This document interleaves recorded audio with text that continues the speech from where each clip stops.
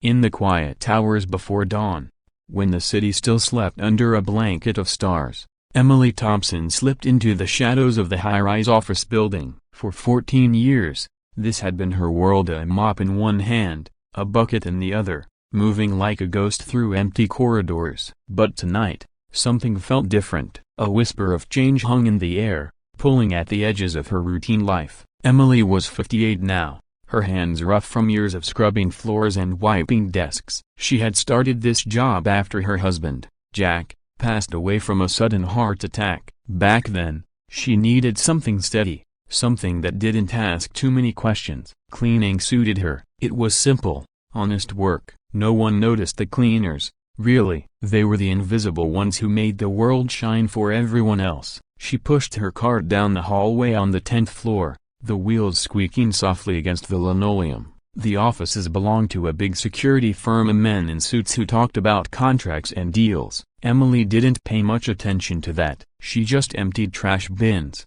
dusted shelves, and polished the glass doors until they gleamed. Tonight, the air smelled of fresh coffee, even though the building was empty, or so she thought. As she entered the main conference room, her heart skipped a beat. There, standing by the window, were 3 men in crisp uniforms, Navy SEALs, by the look of their badges and the way they held themselves straight-backed, eyes sharp. One of them turned, his face breaking into a warm smile. "Emily," he said, his voice steady and kind, "we've been waiting for you." She froze, her mop dripping water onto the floor. How did they know her name? Why were they here, in this ordinary place? Emily's mind raced back through the years, searching for a connection, but nothing came. She was just a cleaner, nothing more. Emily had grown up in a small town in Ohio, the kind of place where everyone knew your business. Her father was a factory worker, her mother a school teacher. Life was predictable, until she met Jack at 19. He was charming, with a laugh that filled rooms. They married young, moved to Chicago for better opportunities. Jack worked construction. Emily raised their 2 kids, Sarah and Michael. Those were happy days of family dinners, weekend picnics by the lake. But then the kids grew up and moved away. Sarah to California for a tech job, Michael to Texas with his wife and baby. After Jack died, Emily felt lost. The house was too big, too empty. She sold it and took this cleaning job. It paid the bills, and the late nights gave her time to think, or not think. She liked the solitude. Wiping away the day's mess felt like erasing her own sorrows, one stroke at a time. But lately, things had felt heavier. Her knees ached from kneeling on hard floors. Her back protested with every bend. And there were the memories of flashes of a life she once had, full of purpose. Emily pushed them down, focusing on the task at hand. Clean, rinse, repeat. It was her mantra. That night,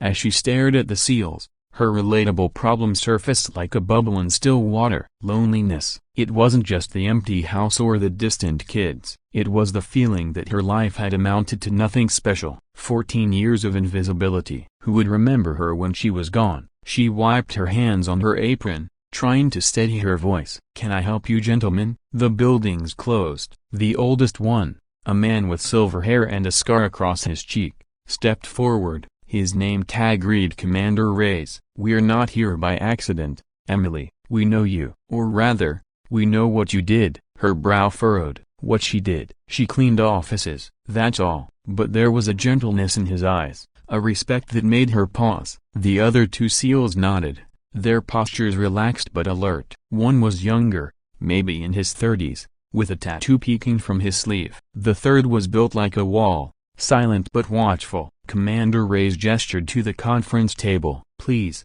sit. This might take a moment." Emily hesitated, then lowered herself into a chair. The room felt warmer now, the city lights twinkling outside like distant stars. She could hear the faint hum of the air conditioning, a soft backdrop to the unfolding mystery. He began slowly, his words measured for her to absorb. 14 years ago, you weren't just starting this job, you were dealing with loss. But before that, in the early 90s, you were someone else. Someone we owe a debt to. Emily's mind drifted back. The early 90s. She and Jack had been struggling. Michael was just a toddler, Sarah in school. Jack had lost his job, and bills piled up. That's when Emily took a part-time gig at a local veterans center, helping with paperwork and support groups. It wasn't much, just listening to stories, filing forms. But one day, a young man came in, broken, fresh from the Gulf War. He talked about his unit, the horrors he'd seen. She remembered him vaguely. Name was Tom something. She'd sat with him for hours, helping him apply for benefits, encouraging him to keep going. It was nothing heroic, just kindness. But Commander Reyes continued, "That young man was my recruit, Tom Harlan. You saved him, Emily. Not with a gun or a mission, but with words." With hope, the tension began to rise, slow and steady like a tide coming in. Emily shook her head. "I don't understand. I was just doing my job." The younger SEAL, Lieutenant Hayes, leaned in. "Tom went on to join the SEALs because of you," he said. A woman at the center reminded him he had fight left. "He trained hard, became one of us, and in 2005, during a mission in Iraq, Tom saved my life, pulled me out of a burning vehicle under fire." The third SEAL, Chief Ramirez, spoke for the first time, his voice deep and gravelly. "Tom didn't make it out of that one, but before he died, he told us about you. Find Emily Thompson," he said. "Tell her she started the chain. We've been looking ever since." Emily's breath caught. A chain? Her simple act, rippling out like stones in a pond. She felt a warmth in her chest, mixed with sorrow. All these years, she'd thought her life was small, but here were these men, elite warriors, tracing back to her. The room grew quieter, the pauses natural, allowing the words to sink in. Outside, a siren wailed in the distance, fading into the night. Emily looked at her hands, a calloused, unremarkable, yet they had touched lives she never knew about. Commander Reyes pulled out a small box from his pocket. "We've followed your path quietly. Knew you were here, cleaning these offices. We waited for the right time. Tom left this for someone like you." Inside was a medal, gleaming under the fluorescent lights. "It's the Navy Cross, posthumously awarded to Tom. He wanted it to go to the person who gave him his second chance." Tears welled in Emily's eyes, slow and silent. The twist unfolded gently, and not a shock,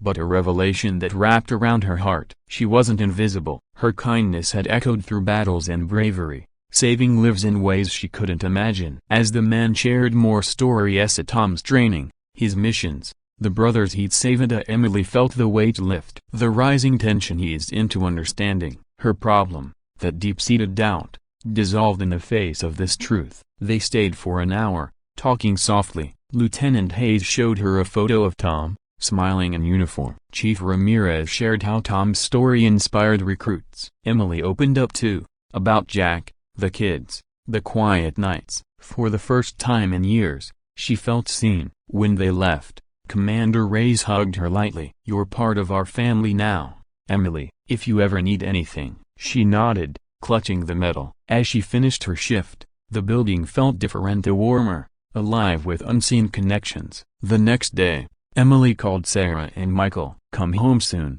she said. "There's a story I need to tell you." They did, and over dinner, she shared it all, laughter mixed with tears, binding them closer. Emily kept cleaning, but with a new lightness. She volunteered at the Veterans Center again, listening, helping. Her life wasn't small, it was the foundation for others' greatness. In the end, we all leave ripples, some seen, some hidden. Emily's taught here and USA that kindness, no matter how ordinary, can change the world. So, reach out today, help someone. You never know the chain you'll start.